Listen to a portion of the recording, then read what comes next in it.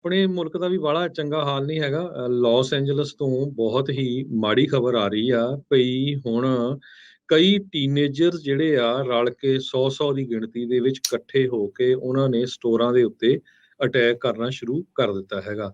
Las Angeles ਦੀ police department public ਤੋਂ help ਮੰਗ ਰਹੀ ਆ ਭਈ ਇੱਕ 7-Eleven ਦੇ ਉੱਤੇ ਕੱਲ 100 ਦੇ ਕਰੀਬ ਜੋ ਯੰਗਸਟਰ ਆ ਉਹ ਇਕੱਠੇ ਹੋ ਕੇ ਇੱਕਦਮ ਸਟੋਰ 'ਚ ਵੜ ਗਏ ਤੇ ਜਿੰਨਾ ਵੀ ਉਹ ਸਮਾਨ ਚੱਕ ਸਕਦੇ ਸੀ ਉਹ ਚੱਕਿਆ ਤੇ ਚੱਕ ਕੇ ਨਾਲ ਦੀ ਨਾਲ ਫੇਸਬੁੱਕ ਦੇ ਉੱਤੇ ਆਪਣੀਆਂ ਲਾਈਵ ਕਵਰੇਜ ਵੀ ਦੇ ਰਹੇ ਸੀ, ਮੂਵੀਆਂ ਵੀ ਬਣਾ ਰਹੇ ਸੀ ਤੇ ਜੋ ਉੱਥੇ ਕੈਸ਼ੀਅਰ ਸੀ ਵਿਚਾਰਾ ਉਹਦੇ ਵੀ ਬੋਤਲਾਂ ਮਾਰ ਰਹੇ ਸੀ।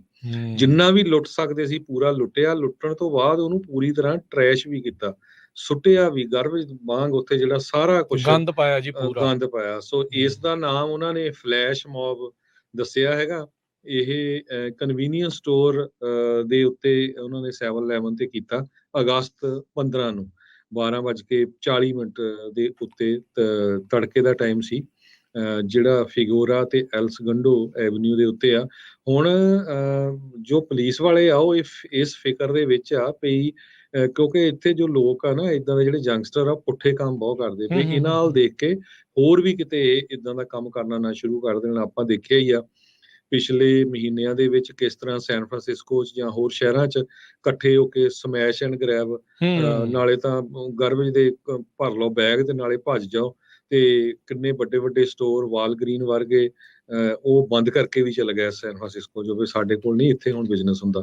ਸੋ ਇਸ ਗੱਲ ਨੂੰ ਡਰਦੇ ਹੋਏ ਹੁਣ ਪੁਲਿਸ ਇੱਕ ਤਰ੍ਹਾਂ ਨਾਲ ਘਾਬਰੀ ਹੋਈ ਆ, ਪਬਲਿਕ ਦੀ ਹੈਲਪ ਮੰਗ ਰਹੀ ਆ ਵੀ ਇਹ ਕਿਤੇ ਜੋ ਇਹ ਕੰਮ ਦੀ ਸ਼ੁਰੂਆਤ ਹੋਈ ਆ ਹੋਰ ਕਿਤੇ ਨਾ ਇਦਾਂ ਦਾ ਕੰਮ ਦੁਬਾਰਾ ਕੀ ਹੋਵੇ।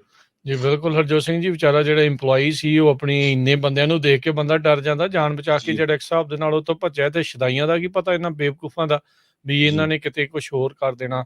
ਸੌਫਟ ਔਨ ਕ੍ਰਾਈਮ ਨੂੰ ਲੈ ਕੇ ਜਿਹੜੇ ਡੈਮੋਕ੍ਰੇਟਸ ਇਹ ਪੂਰੇ ਜਿਹੜੇ ਕੈਲੀਫੋਰਨੀਆ ਦੇ ਵਿੱਚ ਇਸ ਟਾਈਮ ਲੋਕਾਂ ਦੇ ਕਟਹਿਰੇ ਦੇ ਵਿੱਚ ਆ।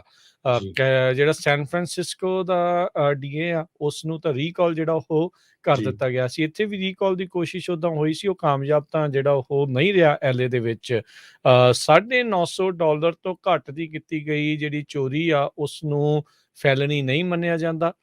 ਜਿਹੜੇ ਕੁਝ ਸਾਲ ਪਹਿਲਾਂ ਹੋਈ ਜਿਹੜੀ ਪ੍ਰੋਪੋਜੀਸ਼ਨ ਆ ਇੱਕ ਪਾਸ ਹੋਈ ਸੀ ਉਸ ਦੇ ਤਹਿਤ ਹੁਣ ਇਹ ਮੰਗ ਜਿਹੜੀ ਉਹ ਉੱਠ ਰਹੀ ਆ ਦੁਬਾਰਾ ਵੀ ਇਹ 400 ਤੇ ਜਿਹੜੀ ਉਹ ਲੈ ਕੇ ਆਇਆ ਜਾਵੇ। ਸੋ ਹੁਣ ਕਹਿੰਦੇ ਵੀ ਇਹ ਪ੍ਰਿਜ਼ਨ ਓਵਰ ਕਰਾਊਡਿੰਗ ਦੇ ਲਈ 2014 'ਚ ਪ੍ਰੋਪੋਜੀਸ਼ਨ 47 ਪਾਸ ਕੀਤੀ ਸੀਗੀ ਵੀ 400 ਦੀ ਥਾਂ ਤੇ 950 ਜਿਹੜਾ ਉਹ ਕਰ ਦੋ ਤੇ ਘੱਟ ਫੈਲਨੀ ਵਾਲੇ ਆ ਜਿਹੜੀਆਂ ਹੋਣ।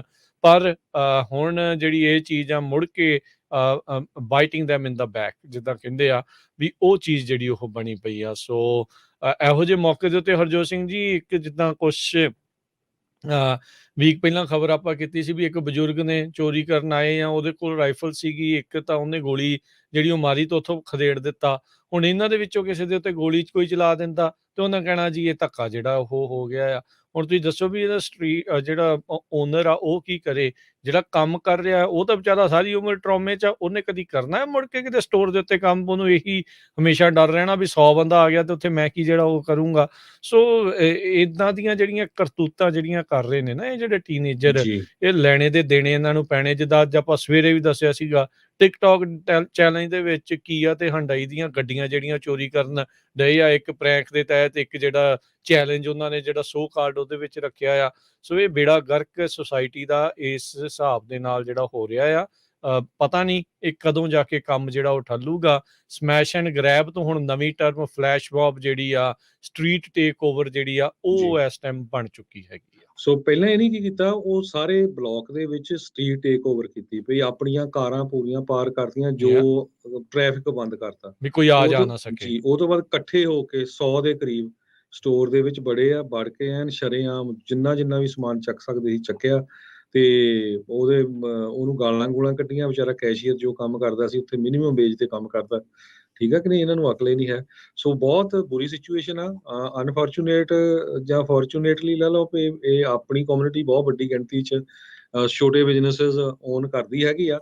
ਸੋ ਜਿੰਨੇ ਵੀ ਸਾਡੇ ਸਰੋਤੇ ਸੁਣਦੇ ਭਾਈ, ਜਿਹਨੇ ਖਾਸ ਕਰਕੇ 7-Eleven ਸਟੋਰਾਂ ਵਾਲੇ ਜਾਂ ਜਿਹੜੇ 24 ਆਵਰ ਸਟੋਰ ਖੋਲ੍ਹਦੇ ਆ, ਮੇਕ ਸ਼ੋਰ ਕਰੋ ਜਿਹੜੇ ਤੁਹਾਡੇ ਇੰਪਲਾਈ ਆ ਇੱਕ ਤੋਂ ਵੱਧ ਹੋਣ ਜਾਂ ਤੁਸੀਂ ਪੂਰੀ ਤਰ੍ਹਾਂ ਹੁਣ ਬੰਦੇ ਐਨ ਰੈਡੀ ਹੋਣ, ਜਾਂ ਸਾਈਡ ਨੂੰ ਉਹਨਾਂ ਨੂੰ ਟ੍ਰੇਨ ਕਰੋ, ਕੱਲ ਨੂੰ ਇਹ ਆ ਵੀ ਉਹਨਾਂ ਦੇ ਸੱਟ ਚੋਟ ਨਾ ਆਵੇ, ਯਾ ਕਿਉਂਕਿ ਤੇ ਇਹ ਕੰਮ ਬਿਲਕੁਲ ਬਹੁਤ ਜ਼ਿਆਦਾ ਜਿਹੜਾ ਵੱਧ ਰਿਹਾ ਹੈ। ਹਰਜੋਤ ਸਿੰਘ ਜੀ, ਕੱਲ ਨੂੰ ਜਦੋਂ ਨਾ ਫਿਰ ਇਹ ਸਾਰੇ ਸਟੋਰਾਂ ਨੇ ਕਿਹਾ ਵੀ ਅਸੀਂ 24 ਆਵਰ ਨਹੀਂ ਕਰਨਾ ਜਾਂ ਅੰਦਰ ਐਕਸੈਸ ਜਿਹੜਾ ਅਸੀਂ ਬੰਦ ਕਰ ਦੇਣਾ, ਫਿਰ ਆਮ ਦੁਨੀਆ ਨੇ ਰੋਣਾ ਆ ਯਾਰ ਵੀ ਇਹਨਾਂ ਜੀ ਬੇਵਕੂਫਾਂ ਦੇ ਕਰਕੇ ਅਸੀਂ ਜਿਹੜਾ ਵੇਲੇ ਕੁ ਕੋਈ ਚੀਜ਼ ਖਰੀਦਣੀ ਆ ਲੈਣੀ ਆ, ਉਹ ਕੰਮ ਸਾਰਿਆਂ ਦਾ ਜਿਹੜਾ ਉਹ ਠੱਪ ਹੋਊਗਾ, ਬੰਦ ਹੋਊਗਾ, ਬਿਜ਼ਨਸਿਸ ਨੂੰ ਵੀ ਨੁਕਸਾਨ ਆ, ਨੌਕਰੀਆਂ ਵੀ ਜਾਣਗੀਆਂ। ਪਤਾ ਨਹੀਂ ਕਿਹੜੇ ਪਾਸੇ ਵੱਲ ਨੂੰ ਇਹ ਬੇਵਕੂਫ ਲੋਕ ਜਿਹੜੇ ਆ ਤੁਰੇ ਆ, ਜਿਨ੍ਹਾਂ ਨੇ ਇਸ ਟਾਈਮ ਬੇੜਾ ਗਰਕ ਜਿਹੜਾ ਕਹਿ ਲਓ ਵੀ ਮੁਲਕ ਦਾ ਜਿਹੜਾ ਉਹ ਕਰਕੇ ਰੱਖਿਆ ਹੋਇਆ, ਖਾਸ ਕਰਕੇ ਕੈਲੀਫੋਰਨੀਆ ਦਾ ਆਪਾਂ ਕਹਿ ਸਕਦੇ ਵੀ ਇੱਥੇ ਤੇ ਜ਼ਿਆਦਾ ਹੀ ਮੰਦੇ ਹਾਲਾਤ ਇਸ ਨੂੰ ਲੈ ਕੇ ਬਣ ਰਹੇ।